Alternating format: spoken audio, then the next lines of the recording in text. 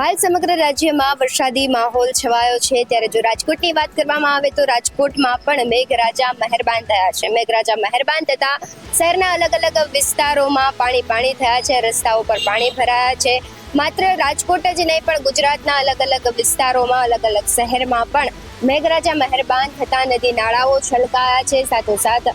Dam પણ છે overflow થયા છે। ઘણી જગ્યાએ એટલો બધો વરસાદ પડ્યો છે, જેમ કે પોરબંદરનો જે ઘેડ વિસ્તાર છે, માધુપુર છે,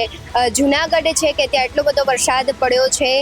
કે રસ્તાઓ પણ જળમગ્ન થયા છે અને અમુક એવા ગામો છે જે સંપર્ક વિહોણા થઈ ગયા છે। તો રાજકોટની જો આપણે વાત કરીએ તો રાજકોટમાં સાર્વત્રિક ઓછો વરસાદ પડતો હોય છે, પણ આ વખતે એવું દેખાઈ રહ્યું છે કે મેઘરાજા આ વખતે રાજકોટ પર પણ મહેરબાન થયા છે। અને ખાસ જો આ વખતેના ચોમાસાની સિઝનના વરસાદની વાત કરવામાં આવે તો આ વખતે સાર્વત્રિક વરસાદ વરસી ગયો છે અને આ વખતે ખેડૂતોને નુકસાન નહીં થાય એવું પણ ઘણી જગ્યાએ એવું છે કે બધો વરસાદ છે તો ક્યાંક ને ક્યાંક ખેડૂતોને નુકસાન થવાની ભીતિ છે, પણ અમુક જગ્યાએ એવું છે કે ત્યાં સાર્વત્રિક વરસાદ વરસતા ખેડૂતોને સારા પાકની આશા છે। જો રાજકોટની વાત કરીએ તો રાજકોટના અલગ અલગ વિસ્તારોમાં વધુ વરસાદને લીધે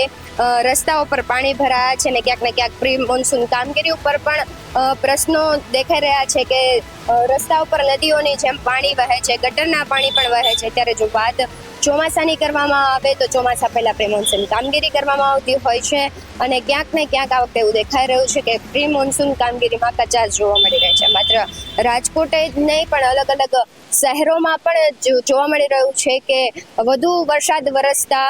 રસ્તાઓ છે તે જળમગ્ન થઈ ગયા છે, ત્યારે લોકોને વાહન ચલાવવામાં હાલાકી ભોગવવી પડતી હોય છે અને ક્યાંક અકસ્માતો પણ સર્જાતા હોય છે, કારણ કે મોટા મોટા રસ્તાઓ પર ભૂવા પડતા હોય છે વધુ વરસાદને લીધે અને તેને લીધે અકસ્માતો પણ સર્જાતા હોય છે।